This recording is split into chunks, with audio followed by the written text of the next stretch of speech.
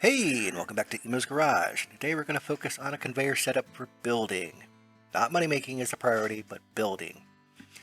So I'm going to pull it into my ramps, and I've got a double conveyor setup. The one on the right here is just for raw materials like slates and marbles that you want to keep.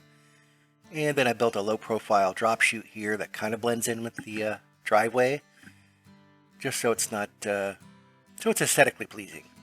I'll reset my truck, and it will drop the ore.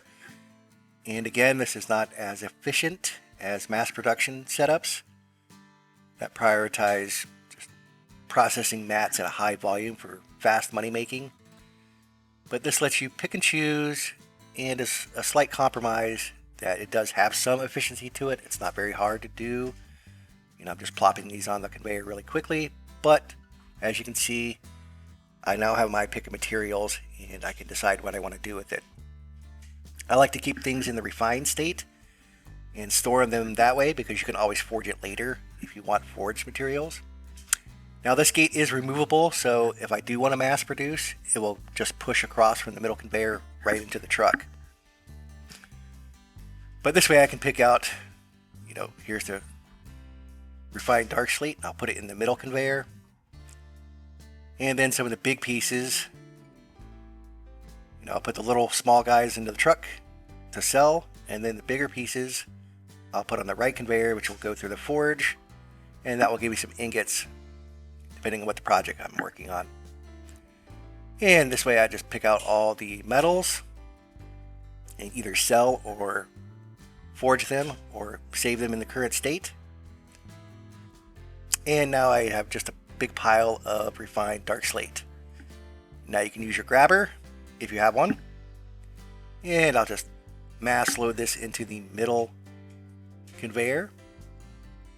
I'm down to one last piece, and so say you want to save refined, so I'll put that on the left, and that will just come down here and kick it right out into my lab, because I do like refined dark slate quite a bit. Now I've got the middle one loaded, and this is a slightly older video, and the chisel was still instant. Unfortunately, that has been nerfed, and now all chisels have a swing motion, and unfortunately for those of us who do detail work, this has doubled our time.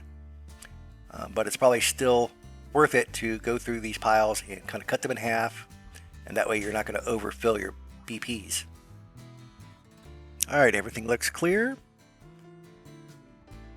So I'm going to reproduce this refined dark slate column, building out some of the porticos up top, so I want to keep it consistent. So I'll make my BP, bring it through this thin wall.